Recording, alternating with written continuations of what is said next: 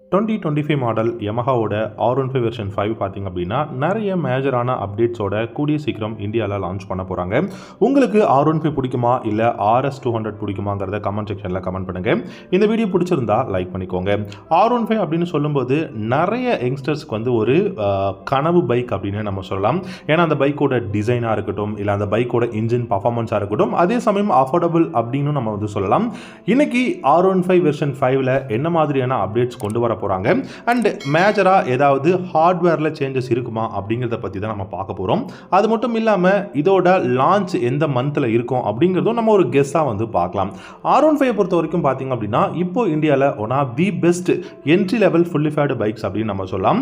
But இப்போ ரீசெண்டாக பார்த்தீங்கன்னா குளோபல் மார்க்கெட்டில் நீங்கள் யூரோப்பியன் கண்ட்ரீஸில் நீங்கள் எடுத்துக்கிட்டிங்கன்னா R3 வந்து பார்த்தீங்கன்னா ஓரளவுக்கு ஒரு மிடில் வெயிட் இல்லை ஒரு என்ட்ரி லெவல் பைக் அப்படின்னு சொல்லுவாங்க.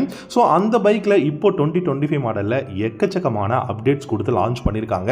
ஸோ R3ல இருக்குன்னா டெஃபினட்டாக R15லையும் இந்தியாலையும் வந்து அந்த அப்டேட்ஸ் கொண்டு வருவாங்க அப்படிங்கிறத நம்பி தான் இந்த ஒரு வீடியோ.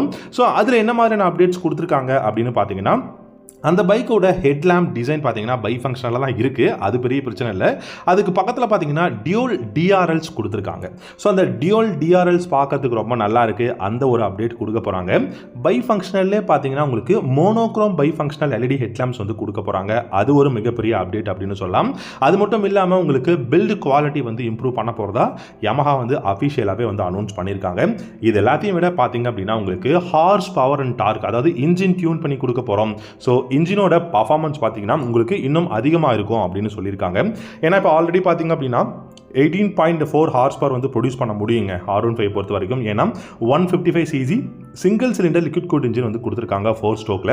ஸோ இது வந்து பார்த்தீங்கன்னா ஒரு SOHC இன்ஜின் அப்படிங்கிறதுனால உங்களால் ஒரு 145 150 போச்சு அப்படின்னா பைக் வந்து இன்ஜின் ஆஃப் ஆகிற மாதிரி தான் இருக்கும். அப்படி ஆஃப் தான் ஆகும். ஏன்னா 155 cc 150 அதுக்கு பக்கத்தில் போச்சுன்னா இன்ஜின் ஆஃப் ஆகிடுங்க. அது மட்டும் இல்லாமல் உங்களுக்கு 14.2 நியூட்டன் டார்க் வந்து வெறும் 7500 RPMல வந்து இதால் ப்ரொடியூஸ் பண்ண முடியும். அப்படிங்கும்போது இதோட சக்திக்கும் மீறி தான் நமக்கு எப்போவுமே வந்து இதோட பர்ஃபார்மன்ஸ் வந்து கொடுத்துட்ருக்கு. அதில் பார்த்தீங்கன்னா உங்களுக்கு இப்போ இன்ஜினில் அப்கிரேடு வரப்போகுதுங்க. 18.4 இருக்கிறத பார்த்தீங்க அப்படின்னா 19.7 ஹார்ஸ் பவராக வந்து இன்க்ரீஸ் பண்ண போகிறாங்க. 14.2 இருக்கிறத 14.8 நியூட்டன் டார்க் வந்து இன்க்ரீஸ் பண்ண போகிறோம். ஸோ கிட்டத்தட்ட ஒரு மைனரான சேஞ்சஸாக இருந்தாலும் நமக்கு டாப் இன் பர்ஃபார்மன்ஸில் பைக்கோட அந்த பிக்கப்பில் டாப் இன் பர்ஃபார்மன்ஸில் டெஃபினட்டாக இது வந்து யூஸ் ஆகும்.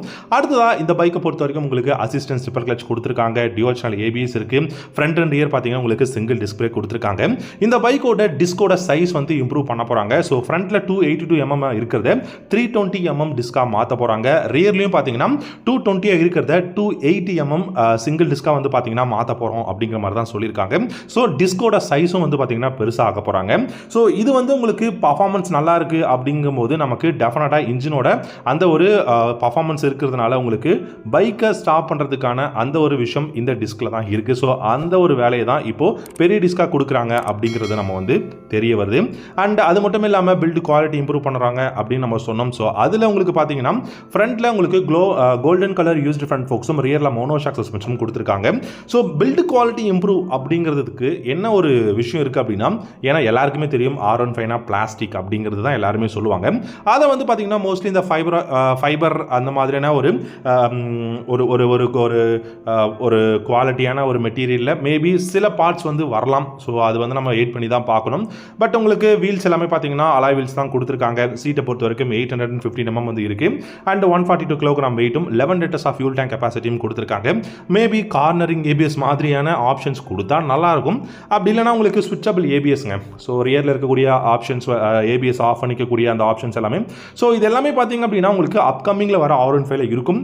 மேபி கடைசியாக இந்தியாவில் லான்ச் ஆக போகிற அப்டேட் மாடல் கொண்டு வர போகிற ஒரு R15 கூட இந்த ஒரு பைக் இருக்கிறதுக்கு நிறைய சான்சஸ் இருக்குது. ஏன்னா இதுக்கப்புறம் பார்த்தீங்கன்னா உங்களுக்கு XSR அப்கமிங் வந்து லான்ச் பண்ண போகிறாங்க. அண்ட் நிறைய பெரிய பெரிய பிக்கர் பைக்ஸ் வந்து லான்ச் பண்ண போகிறாங்க. ஸோ அதுக்கு பார்த்தீங்க அப்படின்னா உங்களுக்கு ஆல்ரெடி யமஹா ஒரு சூப்பரான உங்களுக்கு ப்ளூ, அதாவது Yamaha ப்ளூ அப்படிங்கிற ஒரு ஷோரூம்ஸ் வந்து எல்லா ஷோரூம்லையும் இருக்க போகுது. அங்கே நிறைய பெரிய பெரிய பைக்ஸ், அதாவது பெரிய பெரிய இன்ஜின் டிஸ்பிளேஸ்மெண்ட் இருக்கக்கூடிய பைக்ஸ் எல்லாமே வரப்போகுது.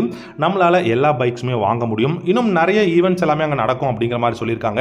ஸோ அந்த மாதிரியான ஷோரூம்ஸ் வரும்போது நமக்கு பிக்கர் பைக் கிடைக்கும், நல்ல ப்ரைஸு கிடைக்கும். ஸோ இப்போ R3 MT-03 இருக்கு இல்லையா, ரொம்ப எக்ஸ்பென்சிவ், அந்த மாதிரி இருக்காது. ஸோ கூடிய சீக்கிரம் இந்த இயரோட எண்டுக்குள்ளே நம்ம R15 வெர்ஷன் 5 வந்து இந்தியாவில் எதிர்பார்க்கலாம் அப்படிங்கிறத தான் சொல்லியிருக்காங்க. ஸோ டெஃபினட்டாக உங்களுக்கு இந்த வீடியோ பிடிச்சிருக்கும்னு நினைக்கிறேன். பிடிச்சிருந்தால் லைக் பண்ணிக்கோங்க. தேங்க்யூ ஸோ மச் ஃபார் வாட்சிங். அடுத்த வீடியோவில்